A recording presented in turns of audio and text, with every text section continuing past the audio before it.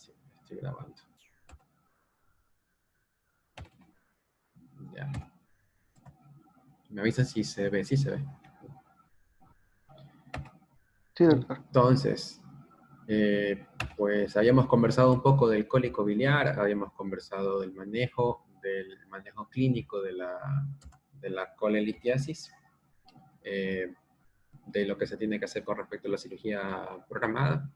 Y bueno, ahora vamos a hablar de los casos complicados. Y con respecto a lo que tiene que ver con los casos complicados, pues el que va en primer lugar en orden de frecuencia es la colecistitis aguda.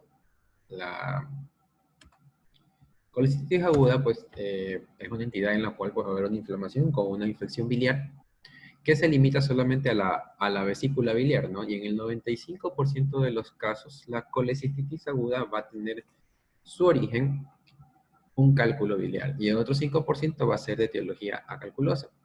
Entonces vamos a hablar un poco de las dos, pero sobre todo de la de origen calculosa. Ya en el seminario anterior estábamos conversando de que cuando yo tengo el cólico biliar, lo que ocurre realmente es que un estímulo, generalmente un alimento graso o un alimento excesivo, por muy saludable que sea, pues va a hacer que se produzca una liberación alta de la colecistoquinina, lo cual va a hacer que se movilice el cálculo del fondo o del cuerpo de la vesícula hacia el cuello. Y esa contracción vesicular sobre el cálculo es lo que va a generar el dolor, el cual se resuelve generalmente entre 4 a 6 horas. Cuando no hay ese retorno del cálculo, porque se produce un enclavamiento del mismo en el bacinete, en el cuello vesicular, y ya no hay el retorno, como podemos ver aquí en la gráfica, pues se va a desencadenar todos los eventos fisiopatológicos que tienen que ver con la colecistitis aguda, ¿no? Entonces, ¿qué es lo que ocurre primero? Pues bueno, en el momento que queda enclavado, pues la contracción vesicular va a permanecer y lo que ocurre es que hay una persistencia del dolor mayor a 6 horas, ¿no? Por otra parte, vamos a tener que la producción del moco vesicular va a seguir incrementando y no va a haber una vía de drenaje. Por eso es que uno de los criterios en ecografía de una colecistitis aguda va a ser un aumento del volumen de la vesícula biliar, ¿no? Tomando en cuenta que el volumen de la vesícula biliar normal es de 40 a 60 ml en ayuno, pudiendo llegar en ayunos extensos incluso hasta 300 ml, sin que eso me implique riesgo de perforación de la vesícula. Y es algo que quiero dejar muy en claro e importante, sobre todo porque algunos pacientes no saben llegar a nosotros a nuestra consulta en la emergencia diciendo que les han dicho que se le puede perforar la vesícula. Dicen, se me puede reventar, doctor, la vesícula, lo cual, si bien no es todo cierto, puede ocurrir en un pequeño grupo de riesgo, sobre todo lo que son los pacientes diabéticos y aquellos pacientes que tienen colecistitis aguda alitiásica. En ellos sí puede ocurrir eso, pero en el 95% de los casos ocurre todo lo contrario, una colecistitis aguda litiásica y por ende el riesgo de perforación va a ser más bajo de lo que la población general cree que ocurre, ¿no? Entonces, al momento que yo tengo ya obstruida, lo que es el fondo vesicular y aumenta la presión intraluminal de la vesícula porque no hay una vía efectiva de evacuación de la bilis y del moco vesicular, pues la contracción el aumento del volumen va a causar que aumente la presión intraluminal y que haya una compresión del flujo sanguíneo linfático y del flujo sanguíneo venoso, incluso generando microtrombos venosos en la pared de la vesícula biliar, lo cual se traduce ecográficamente con un aumento del grosor de la pared vesicular y con edema perivesicular, que son signos también ecográficos de la colecistitis aguda. Pues. Si sigue avanzando esta situación y no se mejora, pues va a haber colonización bacteriana, tomando en cuenta que hay una probabilidad, como dijimos en la charla pasada, de hasta el 30% de que se produzca colonización bacteriana en la vesícula biliar, sobre todo por gérmenes negativos. En una placa más adelante pues daré el detalle de esto, pero esa colonización bacteriana con un sobrecrecimiento del mismo causará infección biliar, lo cual puede traer como consecuencia también absorción por vía venosa y que puede llegar al hígado, esas bacterias causando microcesos del hígado, y si no se resuelve pues la colecistitis aguda y progresa, puede haber septicemia, lo cual puede conllevar a la mortalidad. Pero siguiendo lo que es la cascada de eventos fisiopatológicos, luego de que hay una obstrucción del flujo venoso, va a venir luego el flujo sanguíneo arterial lo cual puede conllevar a una necrosis y como punto final a una perforación, lo cual causa el biliperitoneo, que no es tan común, insisto, en casos de colecistitis aguda litiásica. El hecho de yo tener al paciente con una obstrucción a este nivel del cuello vesicular también me va a dar signos al examen físico, como son el signo de Murphy positivo, que bueno, se realiza la maniobra de Plon, que ya creo que todos la conocemos, la compresión a nivel subcostal del lado derecho en la línea medio clavicular, pidiéndole al paciente que inspire profundamente, pues lo cual va a causar como respuesta positiva la desaparición de la inspiración. O sea, no es el hecho de estimular el dolor del paciente el signo de Murphy, sino el hecho de que se corta la inspiración de manera bruta por el dolor. Eso es un signo de Murphy positivo. Ya, bueno, mencionaba previamente, ¿no?, lo que tiene que ver con la colonización bacteriana de la vesícula biliar, y esto es importante conocerlo porque esta es la razón por la cual elegimos cierto grupo de antibióticos para el tratamiento clínico de la colecistitis aguda, ¿no? Entonces aquí podemos observar esta publicación de la guía Tokio 2018, que es la confirmación de lo que es la guía de Tokio 2013, que se la revisó, pues, y se la publicó y se dio aval a la gran mayoría de las recomendaciones para el manejo y para el diagnóstico de la colecistitis aguda, pues, y podemos observar que Escherichia coli, pues, es la bacteria más frecuente observada en lo que son en lo que son cultivos de bilis contaminadas, ¿no?, en casos de infecciones biliares. Esto tanto en vesícula biliar como en vías biliares. En segundo lugar tenemos Klebsiella, Pseudomonas, luego Enterobacter, Citobacter, Citrobacter, y como pueden observar también puede haber Enterococcus dentro de los gram positivos, grupos de Streptococcus, Staphylococcus, ciertas bacterias anaerobias y otras donde destaca sobre todo en el sudeste de Asia lo que es la salmonela. Nosotros, para poder llegar a un diagnóstico, ¿no?, bueno, tomando en cuenta que el cuadro clínico ya lo mencionábamos, ¿no?, es el dolor abdominal, no es tipo cólico, sino que es un dolor sordo, un dolor que se encuentra localizado en el epigastrio con irradiación al hipocondrio derecho. Estoy repitiendo esto de la clase anterior, ¿no?, porque hay muchas personas que veo que no estuvieron. Entonces, pues esto asociado a síndrome de respuesta inflamatoria sistémica, lo que estamos hablando de taquicardia, fiebre, leucocitosis y proteína C reactiva elevada, pues son parte del contexto clínico de un paciente. Pero para poder llegar al diagnóstico de la colecistitis aguda, yo tengo que cumplir con los siguientes criterios: A más B más C, como vemos en esta diapositiva, y como está remarcado acá en rojo. Si yo tengo solamente un paciente con signo de Murphy o con una masa palpable o con rebote en fosa ilíaca derecha, pero no tengo respuesta inflamatoria sistémica o no tengo cambios en la imagen, pues el diagnóstico es negativo. O a lo mejor el paciente tuvo el episodio de colecistitis aguda.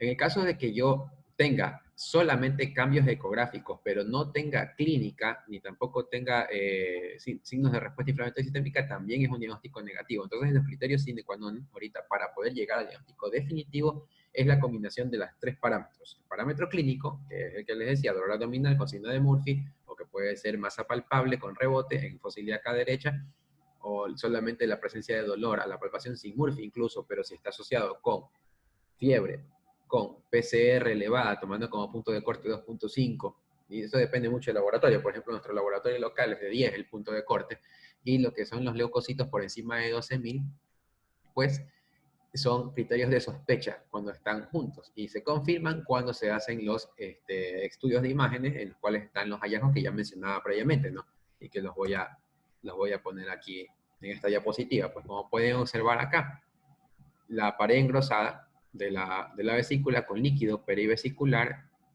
un cálculo enclavado y el signo de Murphy ecográfico. Incluso el imagenólogo le pide al paciente que haga la inspiración profunda y utilice el transductor en vez de las manos para hacer el signo de Murphy, y eso tiene una sensibilidad mayor al 70% en el diagnóstico de la colecistitis aguda, ¿no? Y acordarnos de que todo cálculo que se encuentra en la vesícula biliar va a dar sombra acústica posterior, y que es una forma de diferenciarlo de un pólipo vesicular. Acá tenemos, por ejemplo, otro caso en el cual no necesariamente tiene que estar el cálculo enclavado. De pronto este es un caso en el cual ya se resolvió el cuadro y el cálculo se encuentra localizado en el fondo vesicular, ¿no?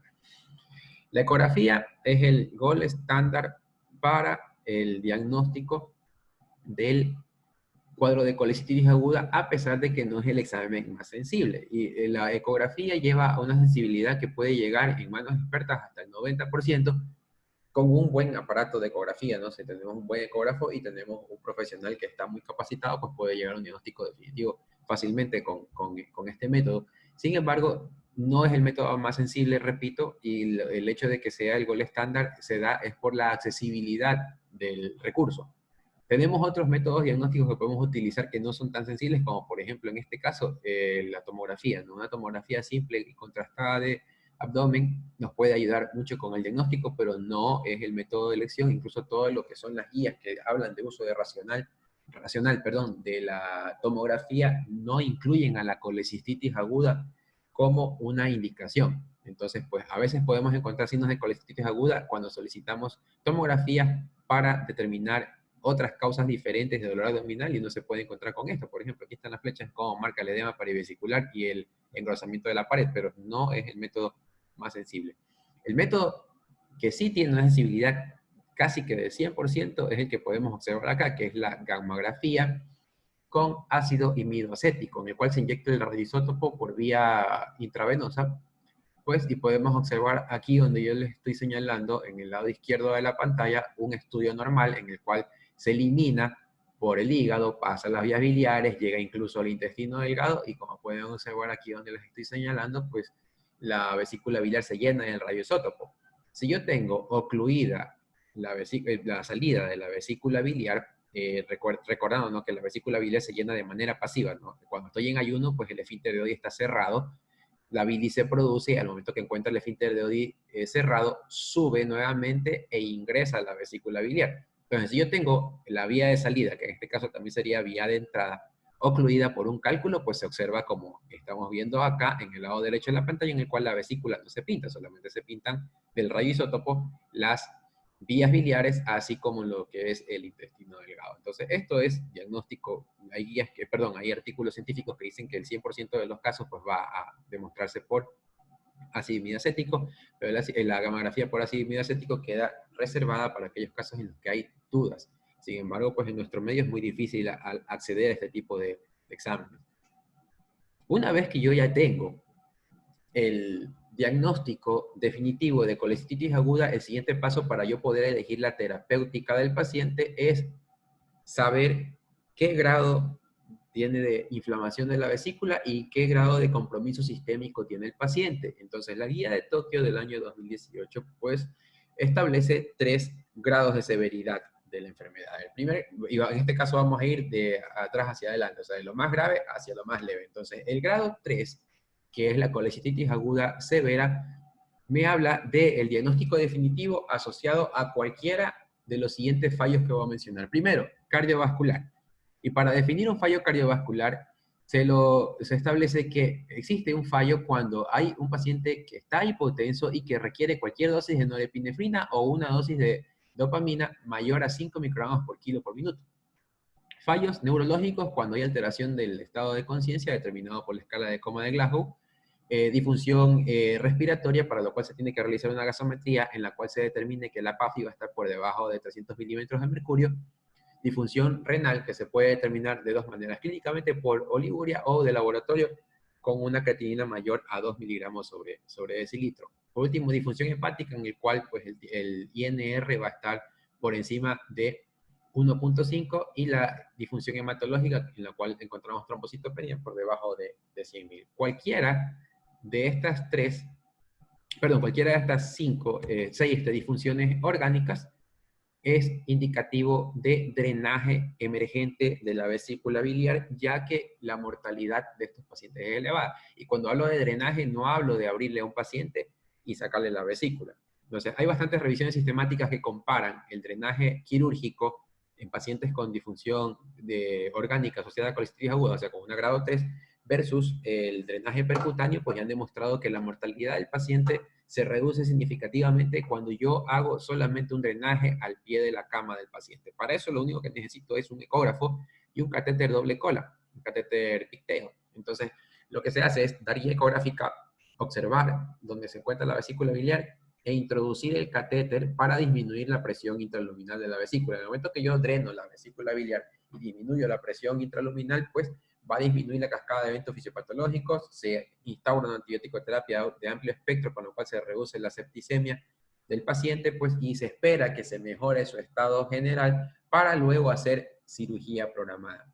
¿Cuándo hacer la cirugía programada de estos pacientes? Una vez que se mejore el paciente y se da de alta, lo ideal y lo que dice la guía, esta guía es la de la Sociedad Mundial de Cirugía de Emergencia, recomienda que se tiene que realizar la colecistectomía por vía laparoscópica, preferiblemente en estos pacientes, luego de la sexta semana de superado el cuadro.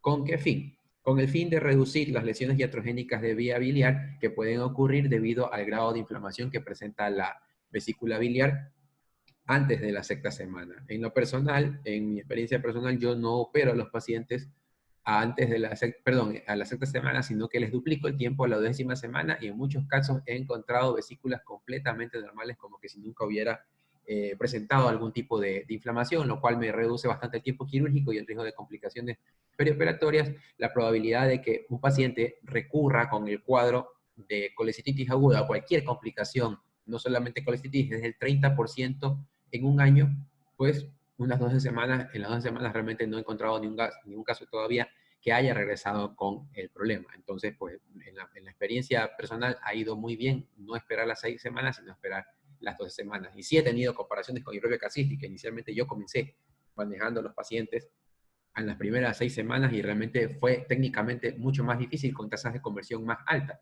entendiendo tasas de 2 de cada 10, o sea, el 20% de los pacientes terminaban en cirugía abierta cuando les operaba inicialmente, cumpliendo lo que dice la norma de la Sociedad Mundial de Cirugía de Emergencia. Sin embargo, pues con una tasa del 0% de conversiones en aquellos pacientes en los que operaba el doble, ¿no? La colecistotomía percutánea, pues también, pues, en el caso de que no tenga el recurso, no tengo el ecógrafo o no tengo el catéter, pues de pronto puedo hacer ahí sí cirugía laparoscópica rápida o cirugía abierta y colocar solamente un catéter que, si bien no necesariamente tiene que ser un Pictel, puede ser una sonda Foley, por ejemplo, en nuestro medio, que a veces no disponemos del recurso. Pero el asunto es drenar como sea la vesícula y en la medida de lo posible sin darle al paciente mayor respuesta inflamatoria de la que ya tiene, ¿no? Eso me reduce la mortalidad de manera significativa. En el caso de que sea una colecistitis aguda grado 2, y la colecistitis aguda grado 2 se la puede definir, la mayor parte de los pacientes nos llegan en grado 2 nosotros a los hospitales. ¿Por qué? Porque llegan con más de 72 horas de evolución, como pueden observar en el punto número 3, pero también se lo puede definir cuando tiene el paciente leucocitos por encima de 18.000, cuando tiene masa palpable ya, o sea, un plastrón vesicular en el cuadrante superior derecho, o cuando también en lo que tiene que ver la ecografía o cualquier otro examen de imagen me muestra que la inflamación local es marcada, como por ejemplo ya se observa gas perivesicular, se observan accesos hepáticos, accesos pericolecísticos, accesos gangrena, que se puede demostrar mediante el ecodoppler, peritonitis biliar, también esa se la puede incluso determinar por examen físico, etcétera, etcétera. Entonces, cuando hay estos casos, pues las recomendaciones actualmente son controvertidas. La guía dice que se puede intentar cirugía tomando en cuenta que aumenta un poco el riesgo de lesión iatrogénica de la vía biliar pasada las 72 horas. Pues hay artículos científicos que dicen que puede hacerlo hasta el 10º día, dependiendo de las habilidades del cirujano. Sin embargo, bueno, pues esto quedaría a criterio de cada facultativo de cuándo realizarlo. En lo personal yo no lo hago, o sea, ya pasadas las 72 horas el paciente se maneja con antibiótico terapia más cirugía programada. Ya voy a hablar del tipo de antibióticos que se debería usar en este tipo de pacientes, pero en todo caso, pues la tasa de fracasos terapéuticos es bajo, tomando en cuenta de si el paciente presenta bajo riesgo de presentar resistencia bacteriana. Esto ocurre más que todo en los diabéticos. En los diabéticos es mejor considerar cirugía si sea abierta, pero realizarle la colecistectomía al paciente. Y en el grado 1 es fácil. El grado 1 es todos aquellos pacientes que no son ni grado 3 ni grado 2. O sea, aquellos pacientes que tienen menos de 72 horas, que no tienen plastrón palpable, que tienen solamente los cambios ecográficos característicos de la colecistitis aguda. En estos pacientes se tiene que ofrecer como tratamiento definitivo la colecistectomía por vía laparoscópica. Es muy segura, es costo efectiva, tiene una resección laboral mucho más rápida que la cirugía abierta, el resultado cosmético es mucho mejor, tengo menor requerimiento de analgésicos, sobre todo de opioides, y el grado de satisfacción del cirujano actualmente va a ser mucho más alto porque la tendencia de los cirujanos más jóvenes es estar afines a la tecnología. Entonces, va muy bien. Sin embargo, si no se dispone del recurso, se podría realizar cirugía abierta. Pero en todo caso, lo ideal es que el paciente, cuando me llega en este grado, en grado 1, sea resuelto de una manera inmediata. Entonces, sí es una urgencia quirúrgica la colecistitis aguda.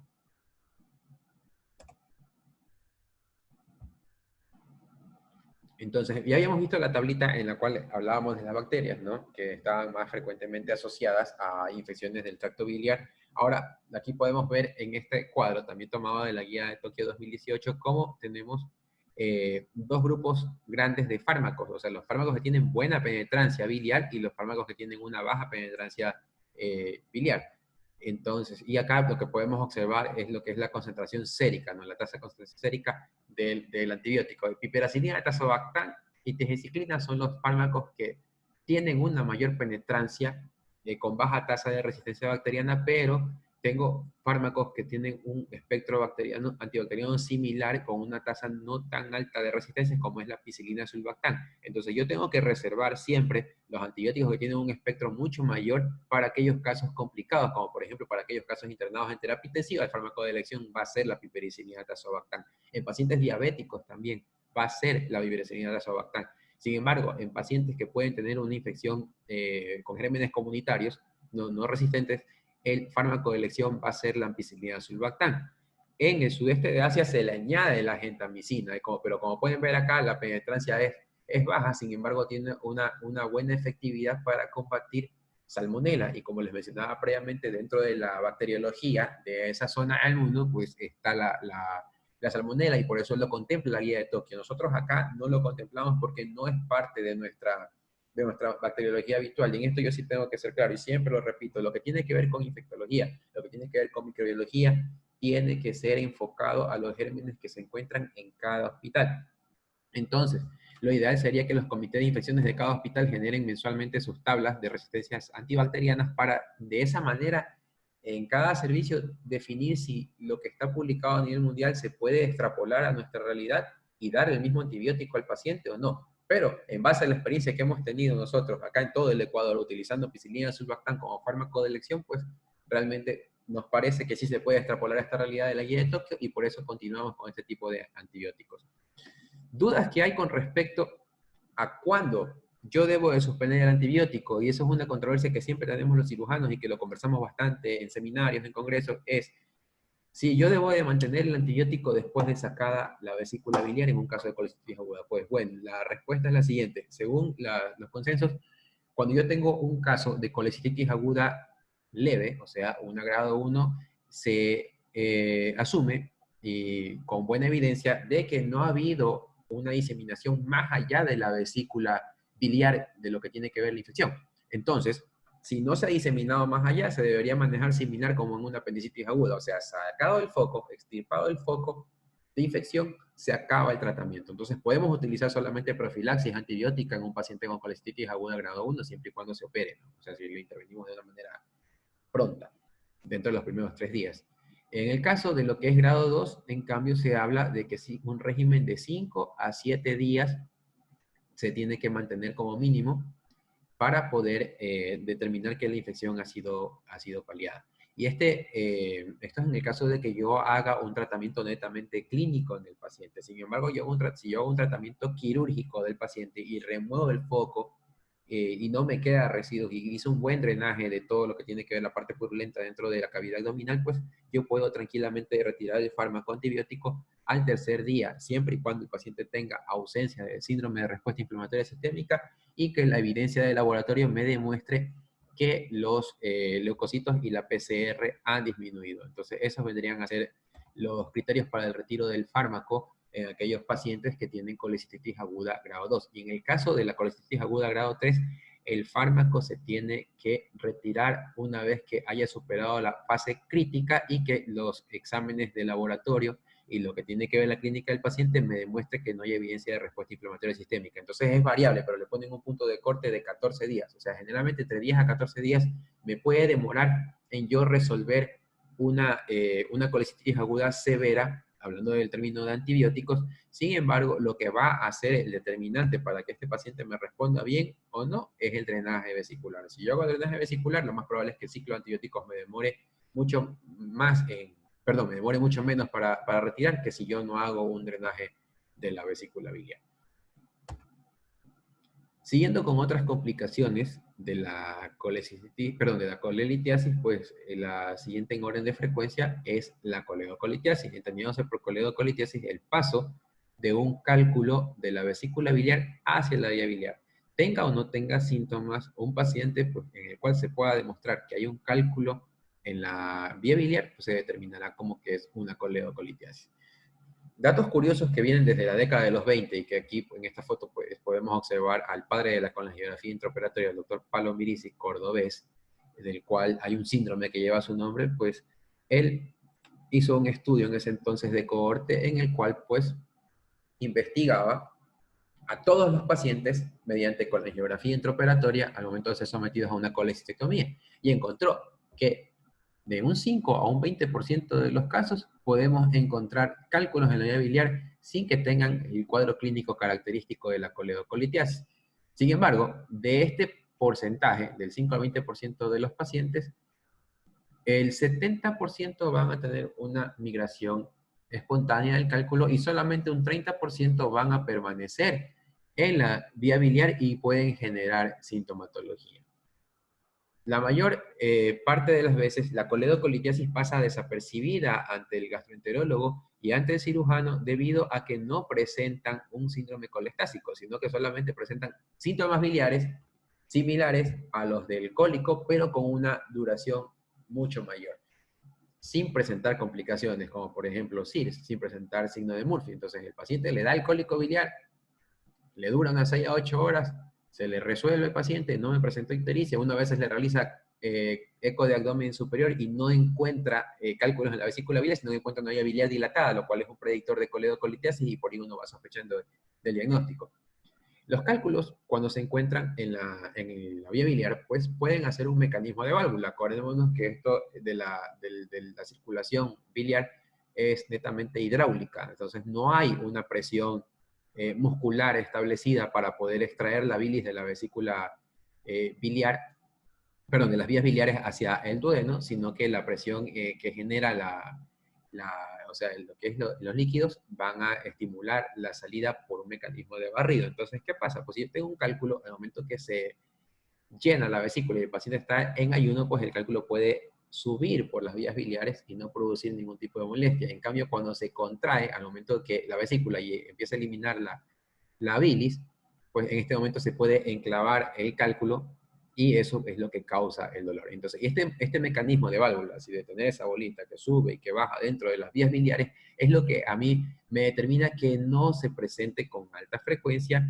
la ictericia ni los otros síntomas colestásicos. Sin embargo, cuando ya los cálculos han crecido, tomando en cuenta que la velocidad de crecimiento de un cálculo biliar es de 2 milímetros por año, pues ya puede haber un enclavamiento del mismo en el esfínter de Oddi, produciendo ahí sí lo que es el cuadro característico del síndrome colestásico. El síndrome colestásico se define, ¿no?, como con la presencia de ictericia, coluria, acolia y prurito. Ya vamos a hablar un poquito de la fisiopatología de eso. En el laboratorio, el orden en el que se empiezan a elevar las enzimas hepáticas va a ser el siguiente. Primero se eleva lo que son las transaminasas, ¿no?, al apartato aminotransferasa y la aminotransferasa. Luego se eleva lo que es la fosfatasa alcalina y la GGT. Y por último, se elevarán las bilirrubinas, a expensas de la bilirrubina conjugada, la bilirrubina ya hepática, la directa. Entonces, para explicar un poquito de la sintomatología del síndrome colestásico, pues hay que conocer un poco de la circulación biliar, que ya hablamos en la clase anterior, ¿no? La circulación enterohepática. Pues bueno, cuando yo tengo una obstrucción posthepática, como por ejemplo en la coledocolitiasis, que es el tema que estamos hablando ahorita, o un colangiocarcinoma distal, en el cual hay un flujo de salida atrapado y enlentecido, en otros casos también, de la bilis hacia el duodeno, pues esa bilis tiene que filtrar por alguna parte. Entonces nosotros en las vías biliares tenemos un plexo venoso pericoledociano. Ese plexo venoso pericoledociano desemboca en la vena porta y de la vena porta va a la circulación derecha para luego pasar por el pulmón y de la circulación izquierda y de ahí pasar para todo el cuerpo, ¿no? Entonces ese pigmento biliar color amarillo verdoso se va a reflejar al momento de circular por todo el cuerpo en las zonas más claras del mismo, como son la mucosa oral y las escleras. Por eso es que uno determina que la ictericia clínicamente hablando, revisando las escleras del paciente. Para yo poder tener una ictericia clínicamente significativa, es similar los valores a los que se reportan en pediatría, por encima de 2.5 miligramos sobre decilitro de bilirrubina total, ya se manifiesta en escleras la hiperbilirrubinemia. Por otra parte, la circulación de esta bilirrubina también pasa por el riñón y se filtra también hacia el riñón, y ese color verdoso amarillo verdoso de la bilirrubina escapa hacia la orina, lo cual le da una coloración oscura, que en algunos casos llega a ser tan oscura como la Coca-Cola, eso es la coluria. Y se observa en los exámenes microscópicos de orina la bilirrubina positiva y también lo que es el urobilinógeno. Por otra parte, acordémonos también que se necesita de la bilis para que haya una coloración clásica de las heces. Entonces, en el momento que no hay paso de bilis, pues las heces van a ser más pálidas, lo cual me da a mí la acolia. Y por último, el prurito, que no tiene que ver nada con liberación de histamina, sino que tiene que ver con depósito epidérmico en los receptores 5-HT de la serotonina, en los receptores serotoninérgicos, entre otros mecanismos, los cuales son los que me determinan a mí el prurito por sales biliares. Es por eso que el tratamiento del prurito colestásico no se le incluye a la loratadina, porque no tiene un efecto similar al que se produce en los pruritos de origen alérgico. Clínicamente hablando, si yo tengo un paciente con un síndrome colestásico, yo tengo que establecer si de pronto esa colestasis que tiene el paciente se deba a una obstrucción biliar o se deba a otro tipo de causas de ictericia, como por ejemplo la hemólisis. Entonces, para eso existen predictores, los cuales fueron propuestos por la Sociedad Americana de Gastroenterología y Endoscopía, el ASGE, en el año 2011, que era una modificación de los criterios de Cotton lanzados por el año de los 50, si mal no recuerdo, en los cuales habían varios predictores que son muy fuertes para el diagnóstico, predictores que son fuertes y que me daban a mí la posibilidad de que no sea una coledocolitiasis la causa de la ictericia, y por ende había que estudiarlos más. Y por último, los criterios moderados, en los cuales yo tenía que pensar en que la causa de la ictericia era dada por otra entidad y no por una coledocolitiasis. Entonces, los criterios de ASGE modificados en el año 2016, pues me hablan de un predictor muy fuerte, que es la presencia de el cálculo visible en el eco abdominal. Lamentablemente, los ecografistas solamente pueden observar el cálculo en las vías biliares en el 10% de los pacientes. Entonces, como pueden ver, la ecografía no es tan sensible para yo llegar a un diagnóstico de coledocolitiasis. Y otro criterio que también le añaden y que no está, eso se lo añade la Sociedad la Sociedad Mundial de Cirugía de Emergencia, es el hecho de presentar colangitis clínicamente. O sea, si yo tengo colangitis, que ya voy a hablar de ese tema más adelante, pues si yo tengo colangitis clínicamente determinada y que es por cálculo, eso es un criterio muy fuerte, y en estos casos, sea en la evidencia sola del cálculo en la vía biliar o sea la colangitis clínicamente determinada, yo tengo que ir directamente al tratamiento del paciente. Y el tratamiento de elección es la colangiopancreatografía retrograda endoscópica, la CEPRE.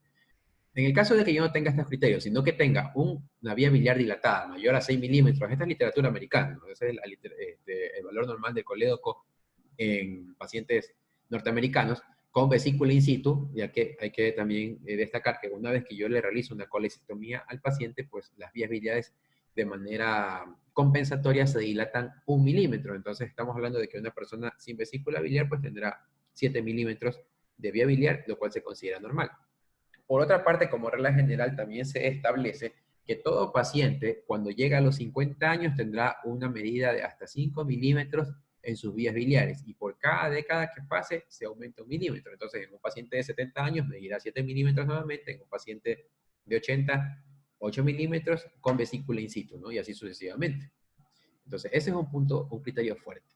Otro criterio fuerte es el hecho de tener la bilirrubina total por encima de 4 miligramos sobre decilitro. Antes, este criterio estaba considerado como un criterio muy fuerte y era una indicación directamente de CEPRE, entonces lo cual no se demostró luego que no era lo correcto, ya que existen otras enfermedades que me pueden producir hiperbilirubinemia por encima de 4 miligramos sobre decilitro, como por ejemplo la hepatitis con patrón colestásico, y no necesariamente tiene que realizarse CEPRE en un paciente con hepatitis, ¿no? Entonces, se suman los dos, ¿no? Por encima de 1.8 hasta 4 también es un criterio fuerte. Entonces, toda paciente que tiene hiperbilirubinemia por encima de 1.8 miligramos sobre decilitro ya se le considera un predictor fuerte y es un paciente que se tiene que confirmar de alguna manera se tiene que confirmar el diagnóstico de la coledocolitiasis. Y para esto hay varios exámenes que se pueden realizar diagnóstico, de los cuales el menos invasivo es la colangioresonancia magnética, y uno que es más invasivo y también un poco más sensible en relación a la colangioresonancia, que es el ultrasonido endoscópico. Y por último tenemos los criterios moderados, en los cuales, pues, si tengo cualquier otra alteración en el perfil hepático que no sea la bilirrubina, se lo tiene que considerar como un criterio moderado cuando el paciente tiene más de 55 años, con dolor biliar e ictericia, y en aquellos pacientes en los que ha desarrollado pancreatitis clínicamente. Antes se consideraba la pancreatitis aguda como una indicación sine qua non de CEPRE. Ahora ya se ha descartado eso, pero se lo ponen acá como un criterio moderado. Bueno, pues ese es el tema de la siguiente semana. La siguiente semana conversaremos de pancreatitis aguda y haremos más una valoración más a fondo de este tema. Entonces, ya mencionaba previamente que solamente con tener un predictor muy fuerte se tiene que realizar la colangiopancreatografía refractora endoscópica para retirar el cálculo, y una vez que se haya determinado que de esa CEPRE el paciente no desarrolló complicaciones, yo tengo que intervenirlo quirúrgicamente previo al alta para evitar la recurrencia de la coledocolitiasis, ya que si me presentó una vez, las probabilidades de que me presente otra vez un episodio de coledocolitiasis son altísimas. Entonces, la única forma de prevenirlo netamente es la colecistectomía, que como insisto tiene que ser previo al alta.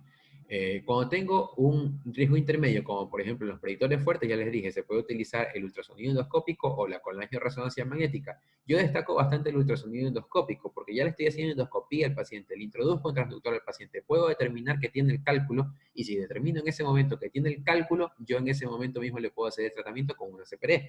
Sin embargo, para la colangioresonancia magnética yo tengo primero que tener disponibilidad del resonador magnético, determinar que tiene el cálculo, y luego determinar que tiene el cálculo, a hacer la CEPRE o cualquier otro procedimiento terapéutico para la coledocolitiasis. Entonces, resulta más práctico, a pesar de que es más invasivo, de que requiere de anestesia o sedaciones y de manejo, como les decía, endoscópico, pues el ultrasonido.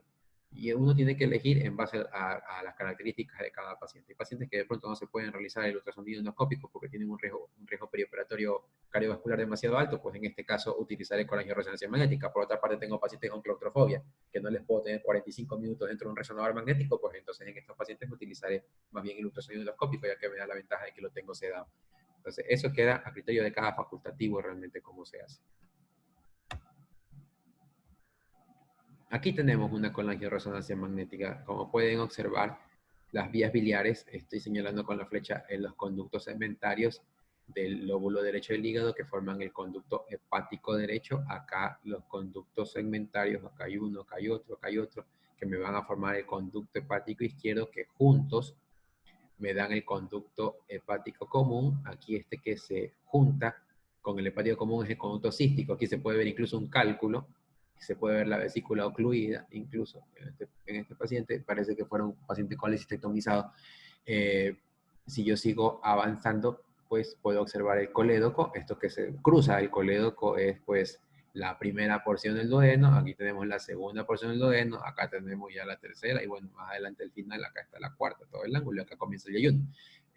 Aquí, donde está la flecha roja, se puede observar un defecto de llenado, acá se puede observar otro defecto de llenado, y aquí se puede observar un afinamiento de lo que es la vía biliar, que puede corresponder al esfínter de Oddi, ¿no? Y esta línea que se ve aquí chiquitita, finitita, esta es una secuencia T2, no se necesita de contraste para este tipo de resonancia, es que el contraste es la propia bilis. Pues esto chiquitito que vemos acá es el conducto hepático, pancreático principal de Wilson. Entonces, aquí hay un cálculo, acá hay otro cálculo, eso es indicación de remoción de los cálculos. Y la vía más, insisto, más óptima, más fácil también de retirarlo, es por endoscopia. Acá tengo, por ejemplo, también otro caso, en aquellos casos en los que la coledocolitiasis no ha podido ser determinada por una colangioresonancia magnética, de pronto el siguiente paso antes de realizar algún otro tipo de procedimiento sería hacer un ultrasonido endoscópico. Aquí podemos observar, por ejemplo, la vía biliar de este paciente, que está aquí marcada donde tengo la flecha, dilatada, y aquí un pequeñísimo defecto de llenado, chiquitito, que me está causando la dilatación, porque está ocurriendo justamente la vía de salida. de la vía biliar. Más acá, pues se puede observar el conducto pancreático principal, acá la vena porta, ¿no? Entonces, una ventaja que le da ¿cómo se llama? La ecoendoscopía o ultrasonido endoscópico sobre con la angioresonancia magnética es que me permite visualizar cálculos de hasta 1 milímetro de grosor, a diferencia de la con la angioresonancia que me permite visualizar con facilidad de 3 milímetros en adelante. Entonces, eso es lo que le da una sensibilidad mucho más alta al ultrasonido endoscópico, ¿no? Y como les digo, si ya veo el cálculo aquí, introduzco el linfenterótomo, corto, el gastroenterólogo lo hace, ¿no? O el cirujano digestivo corta a las 11 del reloj en lo que tiene que ver la ampolla de váter en la papila duodenal, y con barrido a veces solamente sale el cálculo, o sea, se libera la presión intracoledociana, que es de 5 a 15 centímetros de agua, junto con la presión de la bilis que sale, saben salir los cálculos pequeños y el barro biliar. En otros casos se puede hacer introducción de un balón, se insufla el balón, se hace barrido con el balón y se extraen los cálculos. En otros casos se puede introducir una canastilla también de dormia y agarrar el cálculo de manera mecánica. En otros casos se puede agarrar el cálculo, utilizar litotripsia con láser, litotripsia mecánica.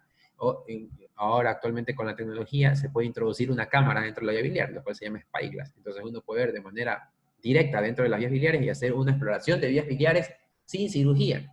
Entonces, cada vez vamos avanzando en esto y cada vez el tratamiento de la coledocolitiasis es mucho más competencia del gastroenterólogo y menos competencia del cirujano, como era previamente, ¿no? Anteriormente, lo que hacían todos los cirujanos de la vieja escuela, metían al paciente en quirófano, abrían las vías biliares, sacaban el cálculo, dejaban incisiones grandísimas en los pacientes con drenajes de Kerr, en algunos casos, en otros casos, cirujanos más arriesgados no dejaban drenaje de Kerr, mantener al paciente con salida de bilis, con pérdida de agua y electrolitos por el dren de Kerr, y pues con sus complicaciones, lo que conlleva el hecho de tener una cirugía tan grande como esa, ¿no? Pues cada vez se está dejando de hacer. Realmente es muy poco probable que ahorita un cirujano haga eso, con todos los recursos que disponemos. Ahora, hablando del manejo de la coledocolitiasis, pues hay que tratar ciertas cosas, ¿no? Y la principal es tratar la causa, ya les mencioné todas las alternativas de tratamiento que tenemos. La otra, manejar los síntomas. Ya hablamos en la clase anterior que el tratamiento para el dolor, el gol estándar van a ser los AINES, ¿no? Eso también es en este caso, los antiinflamatorios no esteroides. Ahora,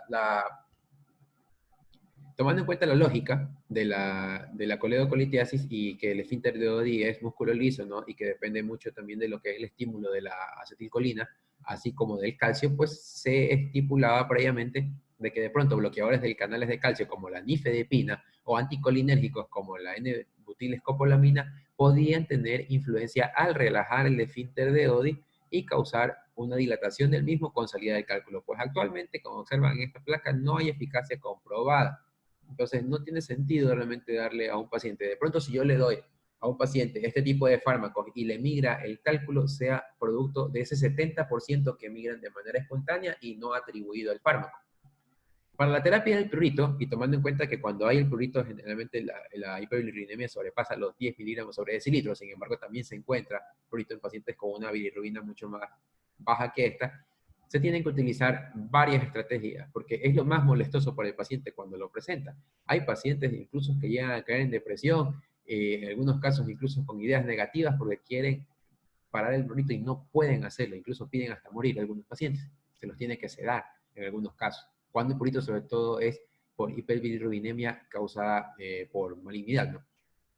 Pero en todo caso, si llega a tener un paciente con coledocolitiasis que me presenta prurito, tengo que utilizar como fármaco de elección el ácido ursodesoxicólico, que es un solubilizador de la bilis, el cual ya habíamos conversado en la clase anterior, el cual me disminuye la cantidad de sales biliares circulantes y por ende eso me va a disminuir la penetrancia de las sales biliares a los receptores serotoninérgicos. Entonces, una forma de disminuir el prurito es disminuyendo la cantidad de sales biliares presentes en la bilis que circulan, ¿no? La segunda que puedo utilizar y que también se encuentra aquí mencionada es bloquear los receptores serotoninérgicos, lo cual lo puede hacer el ondansetron.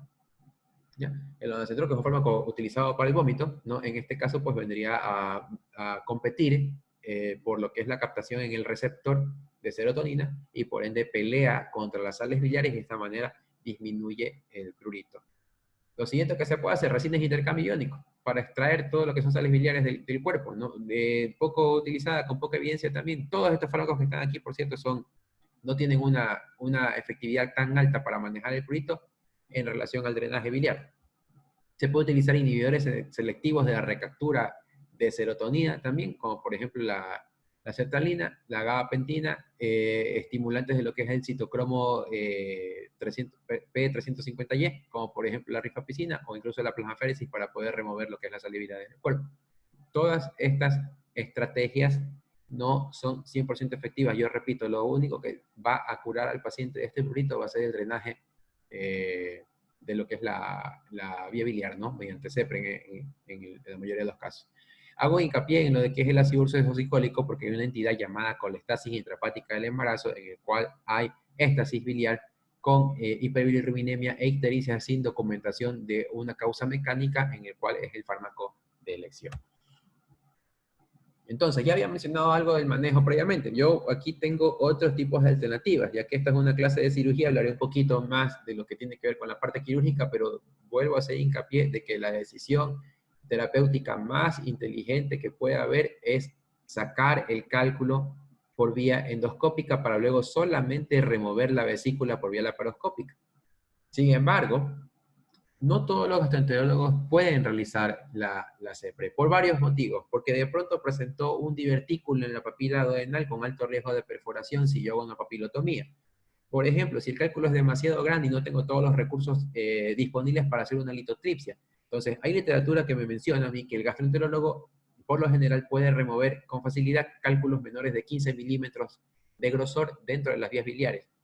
Existen otros gastroenterólogos que lo hacen con litotripsia y pueden remover hasta 18, e incluso en nuestro país tengo conocimiento de gastroenterólogos que pueden remover hasta 20, hasta cálculos de 20 milímetros de grosor, ¿no?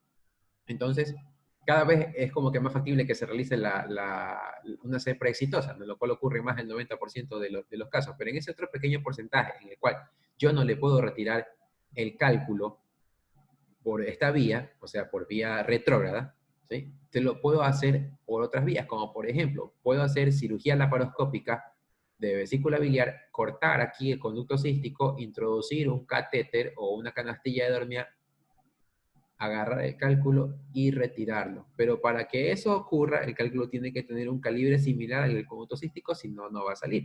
Entonces, la exploración de vías biliares transcísticas tiene sus limitaciones con respecto al tamaño del cálculo. La otra opción, por vía también laparoscópica, es realizar la colecistectomía y hacer un corte en la vía biliar e introducir una canastilla también o introducir una camarita pequeña, se llama coledocoscopio, para la visualización directa del cálculo y poder extraerlo con una canastilla de Dormia, o hacer lavado, o sea, de manera hidráulica, meter mucho líquido a presión dentro de las vías biliares, de esa manera por barrido, pues el cálculo saldrá. También ocurre en cálculos pequeños, un cálculo muy grande, pues es muy poco probable que ocurra, que es la remoción mecánica. A veces los cirujanos tenemos que aplastar por fuera, así como ordeñar las vías biliares para que los cálculos salgan. ¿Qué otra cosa se puede hacer? Pues, si es que la dilatación de la vía biliar es importante, estamos hablando de dilataciones de vía biliar de más de 15 milímetros, pues hay recomendaciones quirúrgicas que dicen que lo ideal no es hacer la exploración por la alta tasa de recurrencia, sino que más bien es hacer la exploración más una derivación biliodigestiva, que es lo que estamos viendo acá a los lados. Entonces, hay dos formas de terminar esa exploración. Una es unir la vía biliar al duodeno, lo cual se conoce como coledocoduodenostomía o como coledocoduodenoanastomosis, y la otra que es unir la vía biliar no al duodeno, sino al yeyuno, lo cual se llama hepático yeyunostomía o hepático yeyunoanastomosis en Y de Rux, que muchas de las personas aquí seguramente la conocen, pues es la forma de Y que tiene acá. Ya voy a hablar de por qué y cuándo hacer cada una de ellas. En el caso de acá, si yo tengo una persona adulta mayor sobre todo, este tipo de técnica quirúrgica es mucho más fácil realizarla que la de acá. Como podemos ver, aquí hay un muñón, acá hay una anastomosis, acá hay otra anastomosis. Esta de acá me implica menor tiempo quirúrgico, sin embargo, y me implica por ende menor morbilidad perioperatoria por complicaciones asociadas o bien a la cirugía o bien a lo que tiene que ver con la parte pulmonar, que es una de las más importantes, ¿no? en cirugía general. Entonces, ¿cuál es el problema de esto? Que acá yo tengo normalmente un esfínter de Oddi que me impide que pase el alimento hacia la vía biliar. Sin embargo, acá ese esfínter de Oddi ya no está. Entonces me queda esta vía biliar sin un esfínter. Entonces el alimento que viene de acá del estómago y que va a pasar por el duodeno para su tránsito hasta ya llegar a convertirse en heces fecales, pues también puede introducirse dentro de las vías biliares en esta anastomosis, lo cual ocurre en el 9% de los casos y se lo conoce como síndrome de sumidero. Se le llama síndrome de sumidero porque se tapa, así como cuando se tapa una alcantarilla. Entonces, los pacientes que tienen síndrome de sumidero por estas anastomosis hepático-yeyunales van a producir cuadros de colangitis. Entonces, es el típico paciente que luego una cirugía digestiva de este tipo, virodigestiva, perdón, va a desarrollar fiebre, ictericia, dolor en el cuadrante superior derecho, la triada que ya conocemos todo acá de Charcot. Esa triada pues es casi que patognomónica de colangitis, entonces al paciente se le tiene que estar realizando de manera periódica endoscopías para hacer remoción de toda esa cantidad de alimento que se puede quedar introducida en las vías biliares y que está causando el taponamiento. Entonces, a una persona que tiene una larga expectativa de vida, como por ejemplo una persona joven, yo no le puedo ofrecer este tratamiento, porque este paciente va a venir con amplias recurrencias de colangitis, o sea, con un riesgo no tan despreciable como es el del 9%, lo cual en algún momento puede causarme incluso una colangitis severa, que tiene una mortalidad muy alta, como vamos a ver ya más adelante. Entonces, a ese paciente, a ese grupo de pacientes, a los jóvenes, yo tengo que ofrecerle este tipo de cirugía, incluso porque por el hecho de ser jóvenes pueden tener una mayor resistencia al procedimiento quirúrgico. Y si yo tengo un tránsito del tubo digestivo completamente diferente del tránsito biliar, pues no va a tener esa complicación de síndrome de sumidero. Eso creo que está entendidísimo. Todas estas opciones que acabo de mencionar se pueden hacer por cirugía abierta o por cirugía laparoscópica, pero cuando yo hago la exploración de vías biliares por vía abierta, la tendencia antigua, y todavía sigue siendo la tendencia actual de los cirujanos, es a dejar una sonda en T de Kerr, o sea, un tubo de drenaje en forma de T, creo que todos conocemos, el cual se elimina, perdón, se aboca por la pared abdominal y se lo mantiene con el fin de evitar, primero, fugas a nivel de la sutura que uno realiza aquí en el colédoco, y en segundo lugar, para evitar estenosis a futuro que me impliquen tener que realizar un nuevo procedimiento quirúrgico. Entonces, cuando yo tengo un tren de Kerr, tengo que mantener al paciente más tiempo hospitalizado. Tengo que mantener al paciente con una mejor hidratación por la pérdida de agua y electrolitos que puede generarse por la salida del dren. Y aparte tengo que hacer procedimientos radiológicos como es la colangiografía a través del dren para determinar que no haya obstrucción alguna al momento de culminar la cirugía y luego de 5 a 10 días para ver que no haya ningún tipo de fuga alrededor del drenaje y yo poder retirar el mismo. Entonces, anteriormente se retiraban los drenes de Kerr al día 21. Entonces, imagínense tener un paciente con una cicatriz granotota y tras eso con un drenaje de Kerr y en algunos casos con un drenaje alrededor del dren de Kerr por 21 días para luego retirarlo, o sea, como máximo 21 días, no como mínimo 10 días según otras literaturas. A diferencia de si yo solamente le saco por CEPRE el cálculo al paciente y luego le hago una cirugía tras eso laparoscópica y le retiro la vesícula biliar y solamente le dejo 4 orificios pequeños. Entonces, como pueden observar, vuelvo a insistir con lo mismo, CEPRE más cirugía es la decisión más inteligente que puede tomar un cirujano para manejar este tipo de cosas. Y si bien es bonito sacar pecho y decir, yo hice una derivación biliodigestiva, pues hay que pensar un poco más en el paciente y este grado de inflamación, este grado de complicaciones al que lo puedo someter al paciente, pues realmente ahorita no están aceptados. Con respecto a la colangitis, es la consecuencia de una coledocolitiasis que no se resolvió espontáneamente o una coledocolitiasis que se mantuvo sin tratamiento. Entonces, cuando yo ya tengo infección del tracto biliar por todos esos patógenos y todos los que mencionaba en el apartado de colecititis aguda, pues se me puede desarrollar la colangitis. Entonces, para que se me desarrolle la colangitis, la condición sine qua non es que haya colonización bacteriana de la bilis. Entonces, una vez que tengo la colonización bacteriana de la bilis, pues acordándose de esto de la presión hidráulica que tienen las vías biliares, pues se va hacia arriba, se desplaza hacia el hígado, esa infección también pudiendo causar abscesos hepáticos, pero también mencionaba yo previamente que el colédoco tiene un plexo venoso periférico, el cual llega a la vena corta y esta es otra forma de vía de diseminación de la colangitis a la circulación sistémica, lo cual puede causar septicemia. A diferencia de la colecistitis aguda, la colangitis tiene una progresión mucho más rápida de la enfermedad debido al calibre y a la resistencia hidráulica que tienen las vías biliares, por ende la progresión puede ser mucho más fulminante en relación a la colecistitis aguda. Todo paciente que me llega con colangitis aguda va a presentar la triada clásica, ¿no? Que es la triada de Charcot, que es fiebre, ictericia y dolor en el cuadrante superior derecho. Sin embargo, la sensibilidad de la triada de Charcot solamente llega hasta el 70%, ya que existen otras entidades clínicas que me pueden también presentar esa triada, como por ejemplo la hepatitis viral. Entonces, no solamente se establece actualmente que el diagnóstico debe realizarse con la clínica, sino que también tengo que apoyarme en estudios de imagen y en estudios de laboratorio. Entonces, para yo poder llegar al criterio, a los criterios diagnósticos definitivos, también se tiene que utilizar lo que es los criterios para colecitis, o sea, tiene que estar criterios de inflamación sistémica, criterios de imagen, y en este caso le añade el criterio de colestasis. Si tengo los tres juntos, estamos hablando de un diagnóstico definitivo y ahí se procede a la estratificación de la gravedad, similar como en la colecitis aguda, y si no, pues tengo que utilizar otro tipo de exámenes, como ya lo mencionaba previamente, los predictores de los criterios de la AG modificados en el año 2016, ¿no? Entonces, igualito, si tengo respuesta inflamatoria sistémica, la cual para colangitis, la guía de Tokio lo establece como fiebre y o escalofríos, también con hallazgos de laboratorio, sobre todo lo que es respuesta inflamatoria sistémica, similar a lo que la colecitis aguda, asociado a colestasis, que se puede definir solamente con la ictericia o también se lo puede definir con alteración en el perfil hepático, sobre todo las bilirrubinas, y por último lo que son los datos de imagen, la dilatación biliar, que ya les mencionaba en los valores normales, o la evidencia de la etiología en la imagen. La coledocolitiasis es la causa principal de una colangitis, pero no es la única.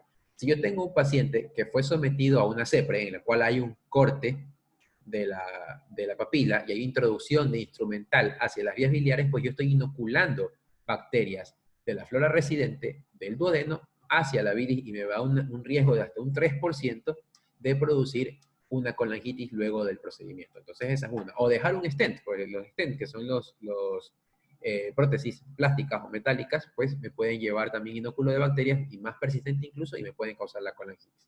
O cualquier estenosis en el postoperatorio por utilización de cauterio, por ejemplo, de manera deliberada en una cirugía laparoscópica, pues en 8 o 9 meses puede haber una estenosis, lo cual me causa éstasis y me causa sobrecrecimiento bacteriano. Entonces, independientemente de la causa, solamente con el hecho de tener la evidencia, junto con la colestasis y junto con el CIRS, ya se establece el diagnóstico definitivo. Y en todos aquellos casos que son sospechosos, pues se tienen que hacer más estudios. Y una vez que ya tengo yo el diagnóstico establecido de la colangitis, tengo que hacer lo mismo que en la colecistitis, estadificar la gravedad. Y para estadificar la gravedad, pues los criterios para un grado 3 son similares a los criterios de la colecistitis, por ende no los voy a repetir. Ya. La decisión terapéutica en este caso, sí, acá está, ya les voy a poner eso. No, ya, entonces, para lo que es el grado 2, en cambio, sí cambia un poquito. Entonces, en la colecitis aguda mencionábamos que los leucocitos tenían que estar por encima de 18.000. En este caso, solamente con tener leucocitosis ya se la puede considerar un grado, o sea, una leucocitosis por encima de 12.000 o menor a 4.000, ya se la tiene que considerar un grado 2. Cuando la temperatura sobrepasa los 39 grados centígrados, cuando el paciente tiene una edad mayor a 75 años, esto se debe mucho a la gran mortalidad que tienen los pacientes, y por eso lo encasilla acá. Cuando la bilirrubina está por encima de 5 miligramos sobre decilitro, también se lo considera como una grado 2 o moderada, y cuando hay un desvío de menos de 0.7 desviaciones estándar con respecto al punto de corte de laboratorio de la albúmina sérica. Y en la grado 1, pues serán todos aquellos pacientes que no encajan en estos dos grados. O sea, aquel paciente que tiene triada de Charcot, que tiene unos leucocitos de pronto en 10.000, en 11.000, y que tiene evidencia imagenológica de la causa. Entonces, ¿cómo proceder? Dependiendo del caso. Si yo tengo una grado leve, grado 1 o grado leve, yo le puedo dar antibiótico terapia de amplio espectro, que ya lo mencionaba previamente, pero hay que hablar un poquito de las dosis, porque las dosis se duplican en el caso de la ampicilina sulbactam. Y todo lo que tiene que ver con medidas de soporte, como por ejemplo analgésicos, hidratación, NPO hasta que mejore el paciente, etcétera, etcétera, etcétera. En el caso de la grado 2 también es lo mismo, pero ¿cuál es la diferencia entre la grado 1 y la grado 2? Hay dos diferencias importantes. La primera, yo al paciente le puedo dar solamente antibiótico de terapia y luego hacerle el drenaje programado. O sea, le doy 3 días de antibiótico terapia. Bueno, y esa es la otra diferencia, ¿no? Que los antibióticos en una grado 1 pues tienen un curso más corto que en una grado 2. En una grado 2 pueden ser de 5 hasta 7 días de antibiótico terapia, en cambio acá con 3 días es más que suficiente. Y el drenaje biliar programado, entonces yo le puedo pedir una CEPRE al paciente. muchas veces en nuestra realidad, en nuestro medio público, lo que ocurre es que cuando está operando el paciente por la CEPRE, le empieza a desaparecer la ictericia y luego yo le hago un examen de laboratorio, bajan, el patrón colestático se reduce, le hago una ecografía, ya no encuentro que hay dilatación de la vía biliar y quiere decir que hubo una migración espontánea al cálculo. Entonces, en estos casos, lo que tengo que hacer es ya obviar el drenaje. Clínicamente hablando, ya no tendría por qué hacerle un drenaje a un paciente que ya no tiene obstrucción biliar.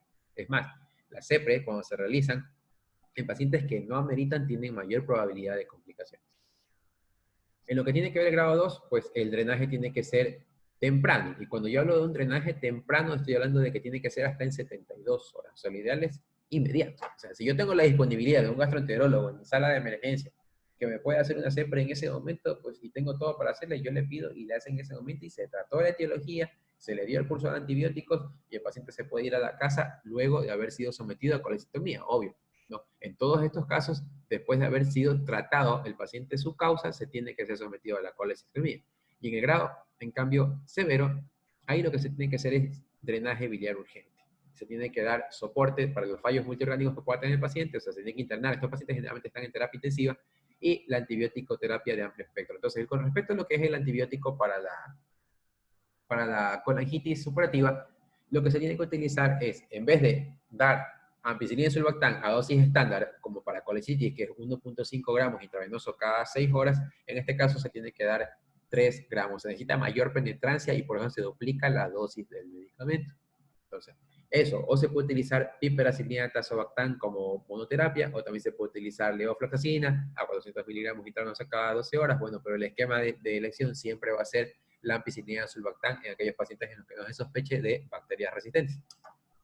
Y en el caso, como les decía, de grado 3, el drenaje biliar se puede hacer de varias maneras. Una, la CEPRE. Dos, se puede utilizar una colecistostomía percutánea, tal como en la colecistitis aguda, tomando en cuenta que en la colangitis no hay obstrucción del cuello vesicular, se asume que no hay obstrucción del cuello vesicular, por ende la presión intrabiliar va a ser evacuada a través de la vesícula. La otra es atravesar con un catéter transparieto hepático, o sea, atravieso por el abdominal con guía tomográfica, introduzco el catéter en cualquier conducto hepático que encuentre en tomografía y por ahí se drena. Pero todo lo que se tiene que realizar para el drenaje tiene como objetivo disminuir la presión de las vías biliares y de esa manera disminuye la progresión de la sepsis y por ende disminuye la mortalidad. Y una vez que se superan los cursos, igual pues se tiene que tratar la causa, como pueden observar aquí en este cuadro. Entonces, ya para finalizar la charla, creo que ya he hablado bastante, ¿no? Y espero no cansarles con esto. Miren la diferencia entre yo hacer una cirugía de este tipo, que me representa mayor cantidad de uso energético, mayor cantidad de días de hospitalización, mayor tiempo de espera para la reinserción laboral, a hacer solamente esto si es que yo le trato la coledocolitiasis al paciente para luego ser sometido a la cirugía, o si le trato la colecistectomía, o sea, la colecistectomía por colecistitis aguda de esta manera, o incluso de esta manera, como podemos observar acá en el lado derecho. Esto que se observa y que casi ni se ve es una cicatriz de SILS. SILS significa cirugía laparoscópica de un solo puerto. O sea, ya actualmente la tecnología es tal que nosotros podemos utilizar solamente el ombligo para sacar la vesícula biliar. O incluso si en los casos mucho más de más experticia, en hospitales de gran nivel, se pueden hacer las colecitomías por vía transgástrica, por ejemplo, se puede hacer una apertura a través del estómago, sacar la vesícula por la boca, o incluso la técnica por vía vaginal, ¿no? Que se llama NOTES, o sea, cirugía por orificio natural. Entonces, cada vez la tendencia nuestra es a realizar cirugía de mínimo acceso, realizar cirugía en la cual tenga un mejor resultado en términos de respuesta inflamatoria sistémica, de reinserción laboral, de gastos intrahospitalarios e incluso tomando en cuenta el aspecto estético en relación a lo que era la cirugía tradicional. A este punto yo le quiero añadir lo que estamos viviendo ahora en la época de COVID, porque la época de COVID nos ha cambiado completamente la perspectiva y seguramente alguien tuvo que habérselo preguntado y antes de que lo pregunte se lo respondo. Pues hay mucha controversia con respecto a cómo realizar las cirugías en este tipo de pacientes, no solamente en este tipo de pacientes, sino también en cirugía pedicular, en cirugía ovárica, en cirugía ginecológica, etcétera, que sean de emergencia. Pues. Se recomienda actualmente, y esto se publicó ahora el 29 de mayo, pues lo publicó el doctor Salomón Di Saverio, que es uno de los editores en jefe de la revista de la Sociedad Mundial de Cirugía de Emergencias, en el cual todas las cirugías que se vayan a realizar de emergencia actualmente por vía abdominal tienen que hacer por línea media, por aquí. Si es, por ejemplo, una úlcera péptica perforada, una laparotomía sifo umbilical. Si es una apendicitis aguda, así no sea complicada, una laparotomía inframedia umbilical. Y no este tipo de incisiones laterales. ¿Y cuál es el motivo? El motivo es el siguiente.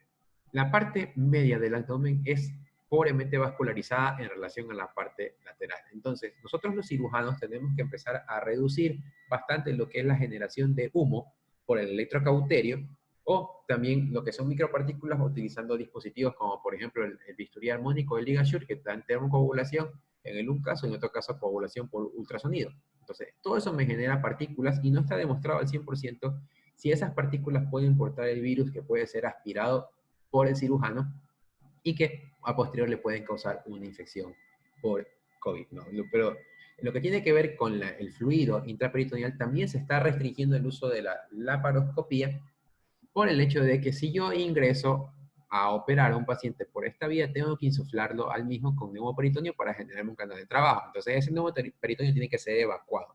La mayor parte de los hospitales no estábamos preparados para este tipo de enfermedades, a pesar de que muchos años atrás se demostró que ciertos virus pueden ser esparcidos por vía peritoneal y por el humo de la laparoscopía, como por ejemplo el virus del papiloma humano, puede ser esparcido en la vía respiratoria al momento de evacuar el neumoperitoneo. Sin embargo, en el COVID no está demostrado si se puede o no se puede. Hay más publicaciones que dicen que sí está presente en el fluido peritoneal que publicaciones que me dicen que no está. Entonces, por eso también se está restringiendo el uso de la laparoscopía, porque al momento que yo dreno lo de los trócares de la laparoscopía, el gas, pues tengo el riesgo de aspirar una alta cantidad de virus, lo cual me puede producir una infección que en algunos casos puede ser letal. Hasta ahí esa sería la acotación que tengo que hacer para terminar esta segunda charla, pues de 3 charlas que son lo que es el módulo de hepatobilio pancreático. No sé si alguien del auditorio tenga alguna pregunta, alguna aclaración, alguna acotación que tenga que hacer. Les cedo la palabra a cualquiera que quiera hablar.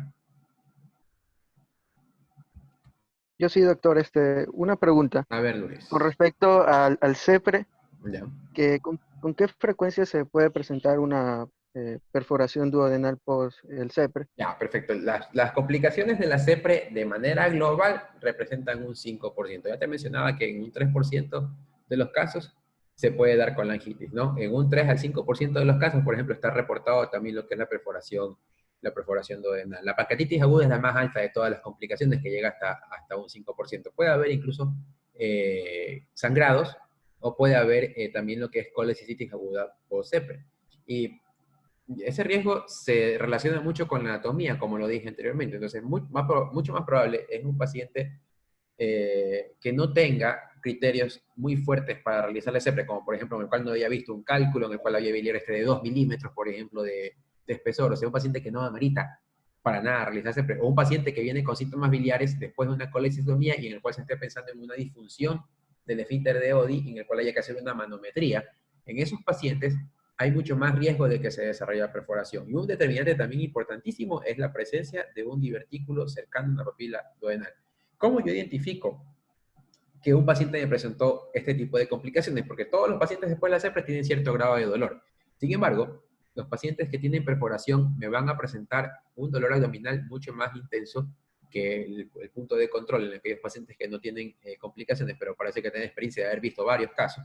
El segundo es la distensión abdominal que me puede presentar progresiva con pérdida de la matidez hepática a la percusión, ¿sí? Y en la evidencia imagenológica de neumoperitoneo en una placa simple de tórax, ¿sí?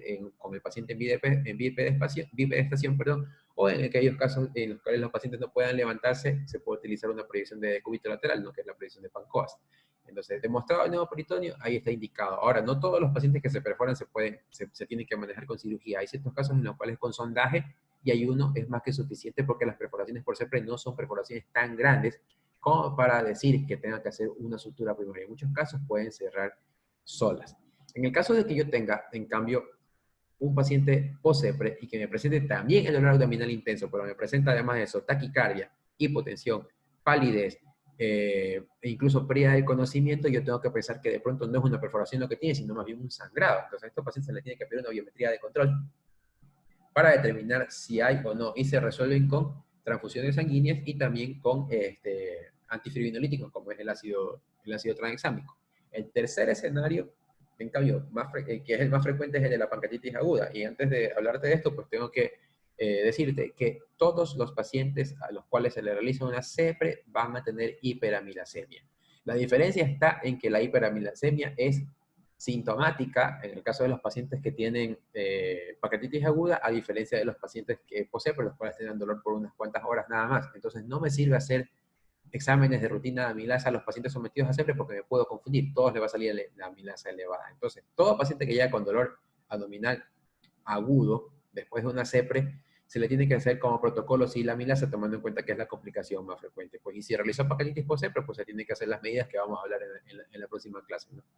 Y así más o menos uno llega a determinar clínicamente qué tipo de complicación tiene el paciente.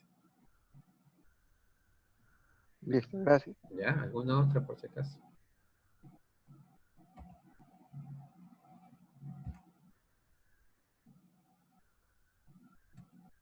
Bueno, si no hay más preguntas, yo les agradezco mucho por su asistencia, pues están cordialmente invitados para la clase de la próxima semana, otra clase magistral en la cual vamos a hablar de pancreatitis aguda. Es uno de los temas que más me gusta, pues realmente dar en charlas magistrales, pues hay mucha tela que cortar todavía en la pancreatitis aguda, realmente no todo está dicho, todavía hay teorías y más teorías, ni siquiera se sabe a ciencia cierta por qué se causa en unos pacientes y por qué en otros pacientes no.